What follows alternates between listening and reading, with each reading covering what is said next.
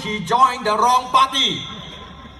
In 2010, as chairman of the Economic Strategies Committee, he set a target of 3%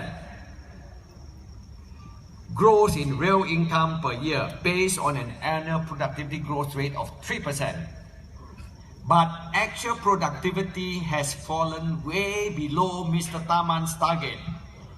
In the last 4 years, productivity grew an average of 0.3%, which is 1/10 of the target.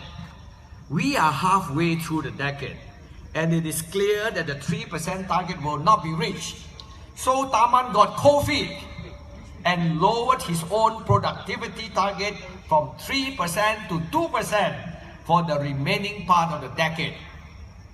This means that even if the target of 2% is attained in the next 5 years, the overall productivity growth for the entire decade would only be about 1%. It also means that real income growth will only be about 1% at best. Does this halfway change reflect well on a government that always tells us that it plans for the long term and is not constrained by short-term fluctuations? Is Tharman a man of conviction or a man of convenience? The problem of low productivity growth is not new, but it has been made much worse by the liberal entry of foreign workers in the past 10 years under the current PM. From 2004 to 2014, the average annual GDP growth of 5.8% comprised a huge increase of 5.1% growth in the labor force, while productivity grew only 0.7% per year.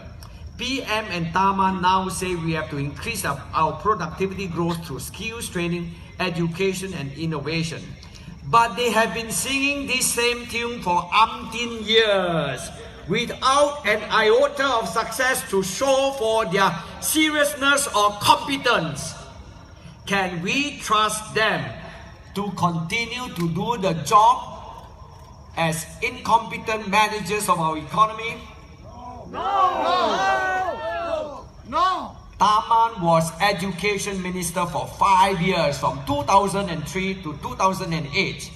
Yet we were told that 60% of graduates from our institutions do not have the skills that employers want.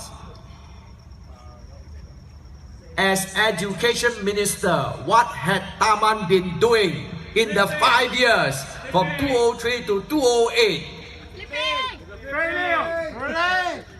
There is a serious mismatch somewhere which they cannot solve. They have taken 36 years since 1979. They can't solve it after 36 years. You want to give them another 5 years? No!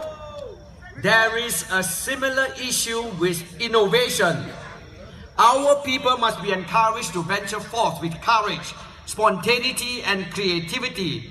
There must be freedom of expression so that people can try out different ideas even if they are crazy ideas. The controls of the print, broadcast and social media have to be liberalized. There might be abuses here and there, but we are mature enough to handle them in a civilized manner. The treatment of Amos Yee was unduly harsh and intimidating, even though he might have gone overboard with his views and utterances. He is only a 16-year-old teenager, and as parents with teenage children, we know how hard it is to be a teenager and to deal with them. We must give them a second chance when they stray. This reminds me of what President Obama said when he visited a US federal prison recently. The prisoners were there for drug offenses. The president said that he had smoked marijuana when he was young, just like the prisoners that he visited. But the difference was that he was given a second chance, but the prisoners were not. He blossomed with this second chance, and the nation now has a president with a heart. Like the US president, We at Singfirst think with our hearts. So vote for a party with your heart and for a party with a heart. Let me now introduce you our candidates in Jurong and Tanjung.